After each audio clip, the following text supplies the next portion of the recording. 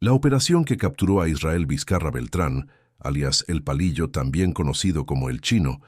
el cocinero cuyas habilidades para la producción de metanfetamina lo habían convertido en pieza clave de la Malliza y cuya detención fue celebrada públicamente por el embajador de Estados Unidos en México, Ronald Johnson. Fue ejecutada cuando los elementos de la Secretaría de Marina y la Secretaría de Seguridad y Protección Ciudadana Federal penetraron hacia la zona conocida como Tierra y Libertad 1 en el municipio de Culiacán, donde los trabajos de inteligencia habían localizado al operador de segundo nivel, que respondía directamente ante Ismael Zambada Siqueiros, el Mallito Flaco, líder de la facción de la Malliza del fragmentado cártel de Sinaloa. En aquellas horas donde los murciélagos ejecutaron la penetración hacia las posiciones donde El Palillo y su hermano Alexis Arnoldo Vizcarra Beltrán habían establecido sus operaciones, las revelaciones que emergieron superaron las expectativas que los planificadores habían contemplado. Cada descubrimiento, evidenciando que las capacidades del cocinero excedían la producción de metanfetamina, que había sido el foco inicial de las investigaciones, hacia dimensiones que explicaban por qué las autoridades estadounidenses habían celebrado la captura con entusiasmos que las detenciones de operadores de segundo nivel raramente generaban. La historia de Israel Vizcarra Beltrán incluía los años durante los cuales había escalado desde los niveles más bajos de la organización hasta convertirse en uno de los principales productores de drogas sintéticas del cártel de Sinaloa. El corrido que el grupo arriesgado había producido en 2022 narraba su trayectoria mediante versos que él mismo habría autorizado como biografía no oficial, las letras describiendo cómo había entrado al negocio desde joven porque no quería estar jodido y por eso le entró al fuego. Las motivaciones económicas que habían conducido a un muchacho de Sinaloa hacia las cocinas, donde las drogas sintéticas eran producidas para los mercados que las demandaban. La frase que definía su posición dentro de la organización era la que el corrido inmortalizaba cuando El Palillo declaraba que para la cocina soy bueno. Así me recomendaron con la gente del sombrero, las palabras siendo referencia directa a su rol como productor de drogas sintéticas para la familia Zambada, cuyo patriarca, Ismael El Mayo Zambada García, era conocido por el sombrero que característicamente portaba. Las habilidades que El Palillo había desarrollado en las cocinas clandestinas lo habían convertido en activo valioso, cuya protección la organización priorizaba. El organigrama completo del cártel de Sinaloa, que las autoridades federales mexicanas habían construido mediante años de inteligencia, posicionaba a Israel Vizcarra Beltrán como colaborador inmediato de Zambada Siqueiros, al nivel de otros operadores relevantes como Carlos Alberto Páez Pereda, conocido como Carlitos Rugrats, Samuel León Alvarado, apodado El León, y Joel Enrique Sandoval Romero, alias El 19. Su hermano Alexis fungía como responsable de las plazas de Quilá y El Dorado, respondiendo directamente ante El Palillo, quien concentraba el liderazgo regional de la red criminal que operaba en al menos 6 estados del país, incluyendo Sinaloa, Sonora, Nuevo León, Hidalgo, Puebla y Estado de México. Las agencias de seguridad nacionales e internacionales de ambos países tenían identificado a Israel Vizcarra Beltrán como uno de los principales productores de metanfetamina en México, la droga siendo enviada hacia Estados Unidos mediante las rutas que la organización controlaba. Este papel había permitido a El Palillo escalar en la estructura del cártel de Sinaloa hasta posicionarse cerca de la cúpula criminal. Su cercanía con Adelmo Niebla González, conocido como el G3 o el Memo Niebla, por quien las autoridades estadounidenses ofrecían recompensa de $5 millones, evidenciando las conexiones que su posición le proporcionaba. Las fuerzas que la facción de la Malliza había desplegado para proteger las operaciones de El Palillo en Culiacán y las zonas circundantes sumaban aproximadamente 240 sicarios cuya presencia evidenciaba el valor que la organización asignaba al cocinero, cuyas producciones generaban las ganancias que la guerra contra los chapitos demandaba. Los elementos que habían sido posicionados incluían combatientes, cuyas lealtades hacia el Mallito Flaco los hacían determinados a defender las operaciones que financiaban la disputa territorial que había fragmentado al cártel de Sinaloa desde la captura de El Mayo Zambada por autoridades estadounidenses en 2024. Los murciélagos que serían desplegados hacia la zona sumaban 210 elementos, cuya movilización fue ejecutada considerando las complejidades que las operaciones contra objetivo de alto valor en territorio, donde la Malliza mantenía presencia significativa, inevitablemente enfrentaban. Las unidades que fueron seleccionadas incluían elementos cuyas experiencias en operaciones en Culiacán los hacían familiares con las dinámicas que el territorio presentaba. El armamento fue calibrado considerando que enfrentarían fuerzas cuyas capacidades las ganancias del narcotráfico habían proporcionado. El plan de operación contemplaba asaltos coordinados hacia las ubicaciones, donde las inteligencias indicaban que el Palillo y su hermano mantenían sus posiciones, las penetraciones siendo diseñadas para ejecutar las capturas, mientras se aseguraban las evidencias que los procesamientos requerían y se documentaban las operaciones de producción de drogas sintéticas que habían convertido a Israel Vizcarra Beltrán en objetivo prioritario para las autoridades de ambos países. Lo que los comandantes que coordinaban la operación sabían mientras sus elementos se posicionaban era que buscaban al cocinero cuyas habilidades para producir metanfetamina lo habían convertido en operador clave de La Malliza, con presencia en 6 estados. Lo que no sabían, y que las revelaciones de la operación documentarían, era que el Palillo no solo producía metanfetamina, sino que había desarrollado la infraestructura completa para la producción de fentanilo que La Malliza estaba posicionando como su principal producto de exportación hacia Estados Unidos. Las cocinas que él supervisaba, habiendo sido adaptadas para procesar los precursores químicos que llegaban desde China, mediante redes de tráfico que él mismo había establecido con proveedores asiáticos durante viajes encubiertos. Los documentos que serían decomisados revelarían que el Palillo había construido red de 27 laboratorios clandestinos distribuidos en los 6 estados donde operaba. Las instalaciones produciendo no solo metanfetamina, sino cantidades masivas de fentanilo, cuyas potencias habían sido calibradas para maximizar las adicciones mientras minimizaban los costos de producción, las fórmulas que él había perfeccionado siendo responsables de miles de muertes por sobredosis en Estados Unidos, que las autoridades no habían logrado vincular con una sola fuente hasta que los archivos decomisados revelaron que La Malliza, bajo la dirección técnica de El Palillo, se había convertido en el principal productor de fentanilo del hemisferio occidental, superando incluso las capacidades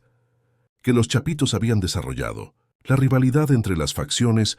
incluyendo competencia por dominar el mercado del fentanilo, que estaba generando las ganancias más significativas que el narcotráfico mexicano había conocido. La red de producción de fentanilo que el Palillo había construido representaba la operación más sofisticada que La Malliza había desarrollado, y la razón por la cual las autoridades estadounidenses habían celebrado su captura con entusiasmos que excedían las respuestas habituales ante detenciones de operadores de segundo nivel. Los 27 laboratorios que estaban distribuidos en Sinaloa, Sonora, Nuevo León, Hidalgo, Puebla y Estado de México habían sido establecidos siguiendo patrones que dificultaban su detección, las instalaciones siendo pequeñas y móviles para evitar las concentraciones que los operativos de desmantelamiento buscaban. Los precursores químicos que las operaciones requerían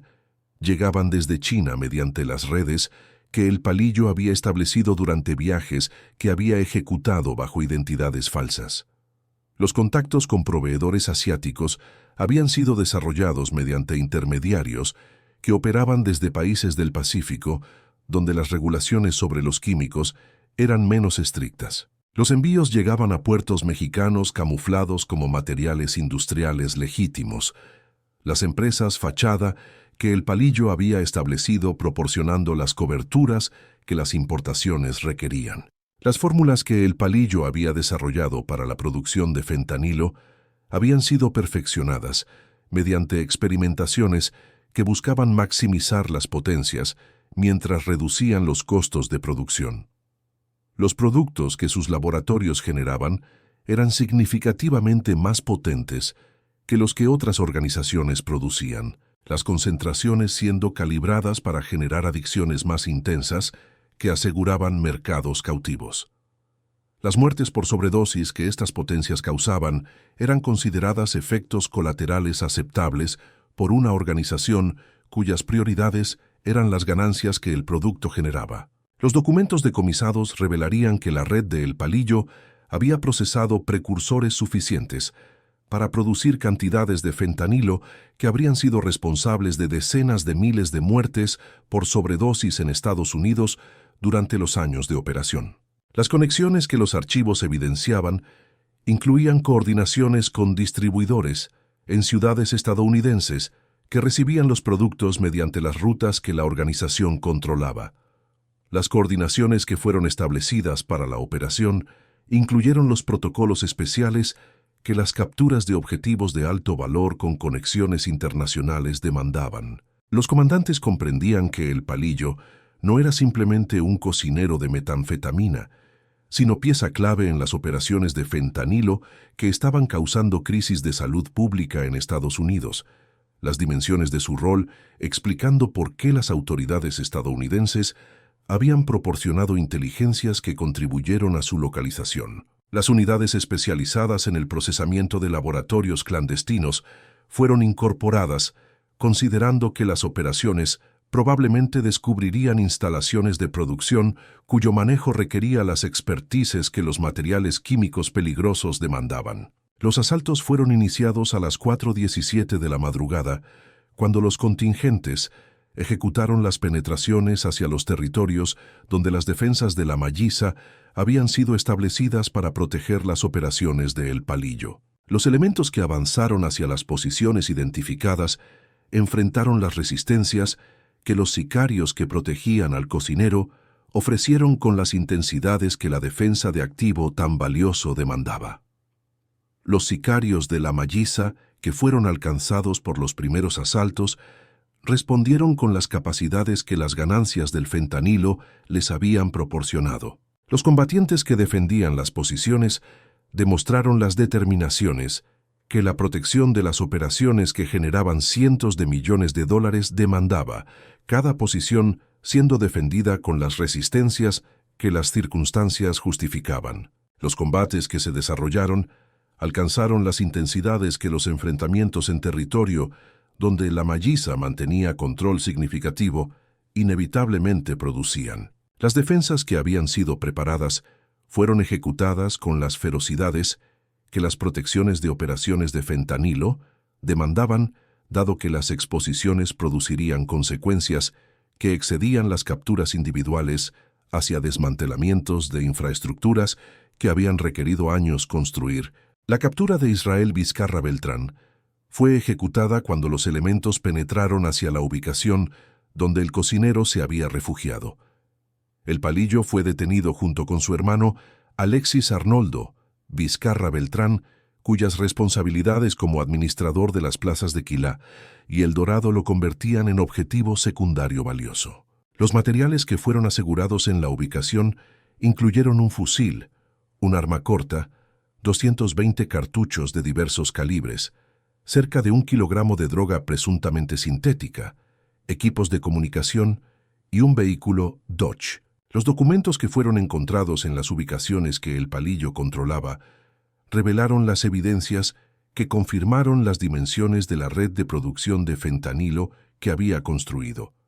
Los registros de los 27 laboratorios clandestinos fueron decomisados hacia las operaciones de desmantelamiento que seguirían. Las comunicaciones con los proveedores chinos de precursores fueron aseguradas. Las fórmulas que había desarrollado para maximizar las potencias del fentanilo fueron catalogadas. Los registros financieros que documentaban las ganancias de cientos de millones de dólares fueron procesados hacia las investigaciones de lavado de dinero que las autoridades ejecutarían. Los laboratorios que fueron identificados mediante los documentos decomisados fueron objeto de operativos de desmantelamiento durante las semanas siguientes.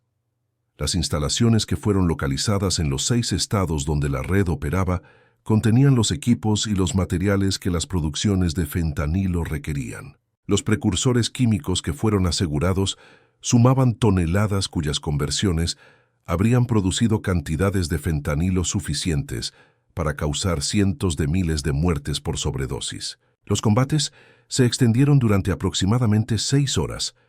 conforme las resistencias de la Malliza fueron sistemáticamente neutralizadas a través de los diversos sectores donde las posiciones habían sido establecidas.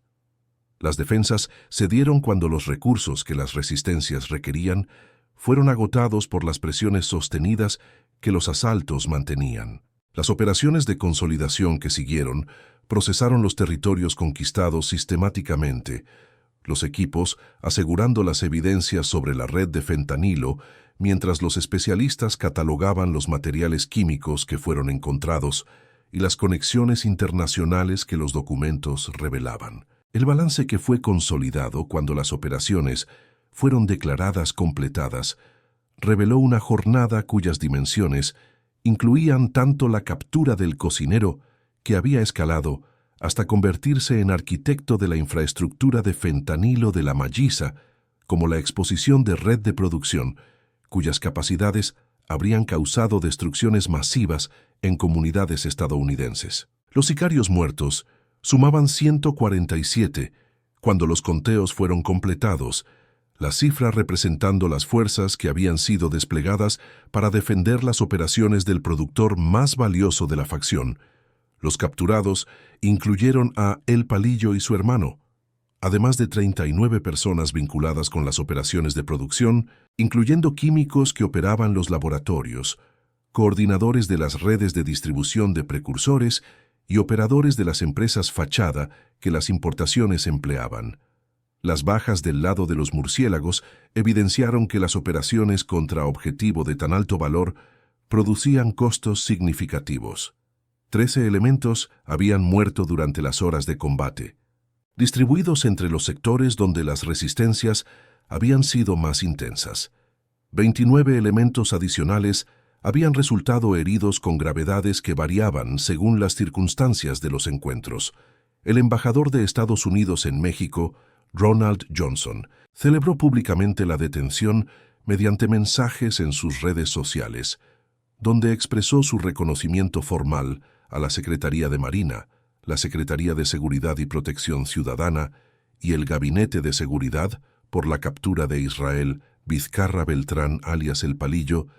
y su hermano Alexis Arnoldo Vizcarra Beltrán. El diplomático destacó que cada detención de alto nivel fortalece la seguridad de nuestras naciones y debilita a los cárteles al hacer rendir cuentas a sus integrantes, las palabras reflejando la importancia que las autoridades estadounidenses asignaban a la captura del cocinero cuyo rol en la producción de fentanilo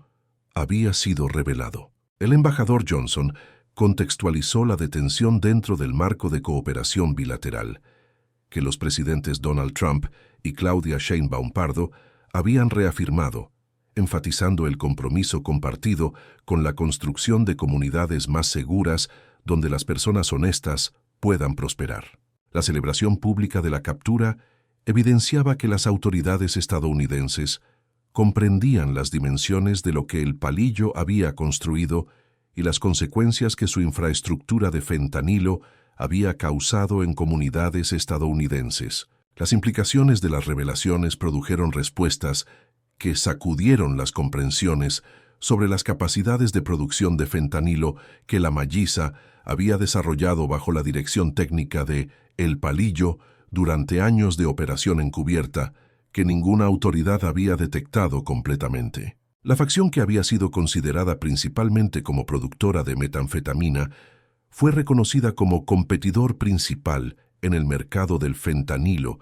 que estaba causando crisis de salud pública en Estados Unidos. Las ganancias de este producto, habiendo transformado las dinámicas financieras del narcotráfico mexicano hacia niveles que superaban los de cualquier droga anterior. Los medios que cubrieron el evento enfrentaron reportar operación cuyas dimensiones incluían tanto la captura del cocinero celebrado en corridos por el grupo arriesgado como las revelaciones impactantes sobre red de producción de fentanilo con 27 laboratorios en 6 estados, que había causado miles de muertes por sobredosis en comunidades estadounidenses mientras generaba las ganancias, que financiaban la guerra de la Malliza contra los Chapitos en la disputa por el control del fragmentado Cártel de Sinaloa. La cobertura internacional destacó que la captura había sido celebrada por el embajador de Estados Unidos, Ronald Johnson, como ejemplo de la cooperación bilateral que los presidentes Trump y Sheinbaum habían acordado fortalecer. Las declaraciones públicas, evidenciando la importancia que las autoridades estadounidenses asignaban a la interrupción de las operaciones de fentanilo que habían estado causando crisis de salud pública en comunidades a lo largo de Estados Unidos, donde las drogas producidas por la red de El Palillo habían establecido mercados mediante las redes de distribución que la organización controlaba. Las familias de los 13 murciélagos caídos recibieron noticias mediante protocolos cuya solemnidad las pérdidas demandaban de las instituciones que servían a la nación. Las visitas de oficiales a hogares ejecutaron escenas donde los sacrificios fueron contextualizados como contribuciones fundamentales a operación que había capturado al arquitecto de la infraestructura de fentanilo más sofisticada que la Malliza había desarrollado. Las producciones de los 27 laboratorios, habiendo causado destrucciones en comunidades de ambos países, que los sacrificios de los caídos habían interrumpido hacia las protecciones que las poblaciones vulnerables merecían recibir de las fuerzas del Estado. Los funerales fueron ejecutados con solemnidades que los sacrificios demandaban en ceremonias que honraron las contribuciones de quienes habían dado sus vidas capturando al cocinero más valioso de la Malliza. Los ataúdes cubiertos con banderas fueron honrados en ceremonias,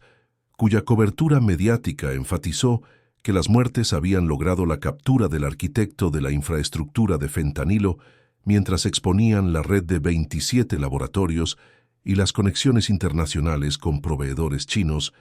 que habían facilitado las importaciones de precursores químicos durante años de operación encubierta, que ninguna autoridad había detectado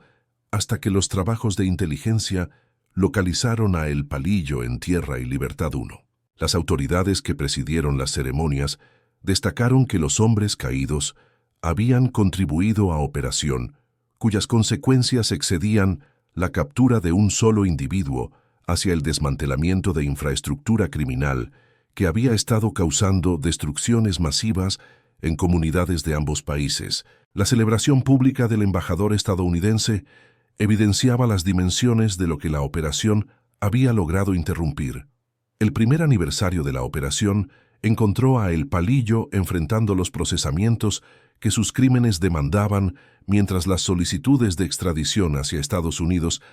avanzaban por los canales diplomáticos y jurídicos correspondientes. Los cargos que enfrentaba incluían la producción y tráfico de drogas sintéticas en cantidades que las autoridades estadounidenses clasificaban como suficientes para causar miles de muertes, la asociación delictuosa por la cual mantenía orden de aprehensión vigente en Guanajuato y los cargos adicionales que las revelaciones sobre la red de fentanilo y las conexiones con proveedores chinos habían generado durante las investigaciones que siguieron a su captura. Su hermano, Alexis Arnoldo Vizcarra Beltrán, enfrentaba procesamientos separados por su rol como administrador de las plazas de Quilá y El Dorado, donde las operaciones de distribución habían sido coordinadas. Los químicos y técnicos que habían operado los laboratorios enfrentaban cargos por manufactura de sustancias controladas, cuyas consecuencias en comunidades estadounidenses las evidencias documentaban mediante las estadísticas de muertes por sobredosis que las autoridades habían logrado vincular con las producciones de la red de El Palillo. Las viudas de los 13 murciélagos caídos procesaban un año de ausencias, mientras los contextos proporcionaban los marcos para encontrar significados en las pérdidas que el tiempo no disminuía, pero que los logros de la operación hacían más tolerables de soportar. Las pensiones proporcionaban los soportes materiales que las familias necesitaban para continuar adelante con las vidas que debían reconstruir sin los hombres que habían perdido. Los significados incluían la destrucción de infraestructura de fentanilo, que habría continuado causando muertes por sobredosis en comunidades estadounidenses si la operación no hubiera intervenido para capturar al cocinero, cuyas habilidades habían sido fundamentales para las operaciones de la Mayisa. Los desmantelamientos de los 27 laboratorios que fueron ejecutados durante las semanas siguientes a la captura de El Palillo representaron operaciones complejas que requirieron coordinaciones entre múltiples agencias y estados. Los materiales químicos peligrosos que fueron encontrados en las instalaciones demandaron los protocolos especiales que tales sustancias requerían. Los precursores que fueron asegurados habrían sido suficientes para producir cantidades de fentanilo que habrían causado cientos de miles de muertes adicionales si las producciones hubieran continuado. Los cementerios donde los caídos fueron enterrados se habían convertido en lugares cuyas visitas los aniversarios intensificaban con las solemnidades que tales fechas demandaban de quienes honraban las memorias de los hombres que habían dado sus vidas capturando al arquitecto de la infraestructura de fentanilo más sofisticada que la Mayisa había desarrollado. Las tumbas recibían las atenciones que viudas, padres, hijos y compañeros proporcionaban con las regularidades que el duelo transformaba en rituales de memoria y honor. Los niños que acompañaban estas visitas crecían comprendiendo que sus padres habían muerto capturando al cocinero cuyas producciones de fentanilo habían causado miles de muertes por sobredosis en comunidades estadounidenses mientras exponían las redes internacionales que conectaban a la Mayisa con proveedores chinos de precursores químicos cuyas importaciones habían sido camufladas mediante las empresas fachada que El Palillo había establecido con las sofisticaciones que años de experiencia en el narcotráfico le habían proporcionado. La disputa entre la Mayisa y los Chapitos, que había fragmentado al cártel de Sinaloa desde la captura de El Mayo Zambada, incluía la competencia por dominar el mercado del fentanilo que estaba generando las ganancias más significativas del narcotráfico mexicano. La pérdida de El Palillo representaba golpe devastador para las capacidades de producción de la Mayisa, cuyas operaciones de fentanilo habían dependido de las expertices que el cocinero había desarrollado durante años de perfeccionamiento de las fórmulas y los procesos, que maximizaban las potencias mientras optimizaban los costos de producción. La cooperación bilateral que la captura había demostrado fue destacada en los foros de seguridad, donde las autoridades de ambos países evaluaban los avances contra el tráfico de fentanilo.